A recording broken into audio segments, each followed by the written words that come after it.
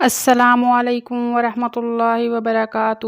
بسم اللہ الرحمن الرحیم۔ اسلامک سینٹر انسائکلوپیڈیا کے پیارے دوستو، آج میں آپ کو حضور اقدس صلی اللہ علیہ وسلم کی زیارت کے لیے ایک چھوٹا سا وظیفہ، چھوٹا سا عمل بتانے والی ہوں، جس کو کر کے آپ حضور صلی اللہ علیہ وسلم کی زیارت کر سکتے ہیں۔ لیکن یاد رہے کہ ایسا عمل کرنے سے پہلے شرعی امور کی پاسداری، فرائض کی پابندی، سنتوں کا اہتمام اور امور خیر میں بڑھ چڑھ کر حصہ لینا نہایت ضروری ہے۔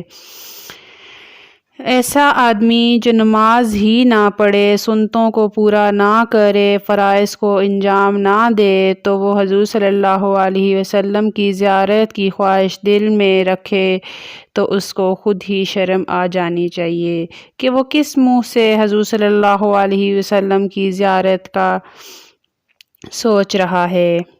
ایک ایسا آدمی جو فرض نماز پڑھنے کو تیار نہیں، سنتیں وہ پڑھتا نہیں، سنتیں ادا نہیں کرتا، نمازیں وہ پڑھتا نہیں، روزے وہ رکھتا نہیں، اور بھی بہت سے ایسے کام کرتا ہے جو گناہ کے ہیں، تو وہ حضور صلی اللہ علیہ وسلم کو خواب میں دیکھنے کی خواہش رکھتا ہے، تو ایسے آدمی کی خواہش کبھی پوری نہیں ہو سکتی۔ ہمیں چاہیے جب حضور صلی اللہ علیہ وسلم کو خواب میں دیکھنے کی خواہش ہو تو اپنی نمازوں کی پابندی کریں، فرض نمازوں کو مت چھوڑیے۔ اگر آپ بیمار ہیں، آپ کھڑے نہیں ہو سکتے تو آپ بیٹھ کر نماز پڑھیے، اگر آپ بیٹھ کر نماز نہیں پڑھ سکتے تو آپ لیٹ کر نماز پڑھیے، اگر آپ لیٹ کر نماز نہیں پڑھ سکتے تو آپ اشاروں سے پڑھیے، اگر آپ اشارے بھی نہیں کر سکتے تو اپنی آنکھوں کے ساتھ اشارے کر کے نماز ادا کر دیجیے۔ نماز ہر حال میں ادا کرنی ضروری ہے۔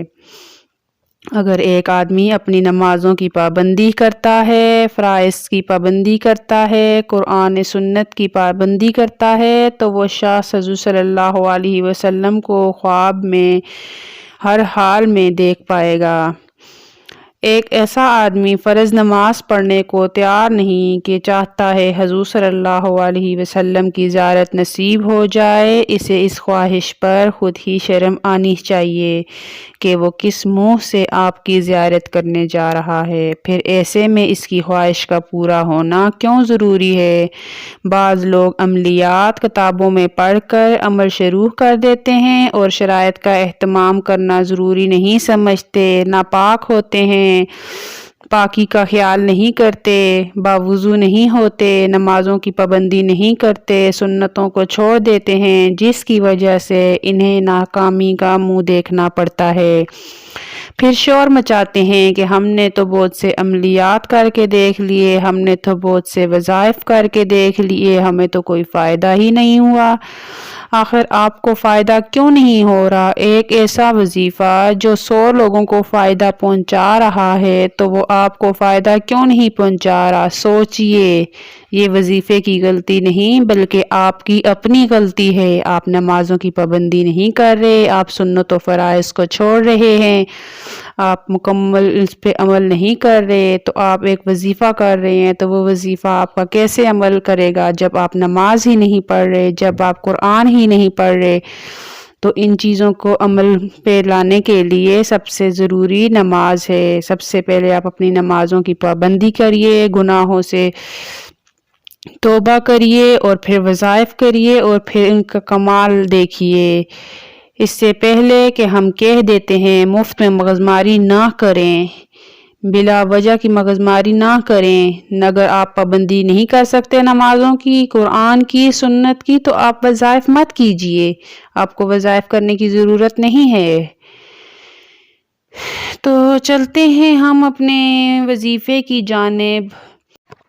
حضور اقدس صلی اللہ علیہ وسلم کی زیارت کے لیے سورۃ کوثر کا عمل حضرت محمد صلی اللہ علیہ وسلم کی زیارت کے حوالے سے بہت مشہور اور نہایت معتبر ہے۔ جمعرات کی رات کو 1000 بار اس کی تلاوت پورے یقین و اعتماد سے کریں، پھر 1000 بار ہی کوئی سا درود شریف بھی پڑھ کر سو جائیں۔ انشاءاللہ تعالی اسی روز یا چند روز میں زیارت نصیب ہو جائے گی۔ لیکن یاد رہے کہ ایسا عمل کرنے سے پہلے شرعی امور کی پاسداری، فرائض کی پابندی اور سنتوں کا اہتمام اور امور خیر میں بڑھ چڑھ کر حصہ لینا ضروری ہے۔ جزاک اللہ الخیر۔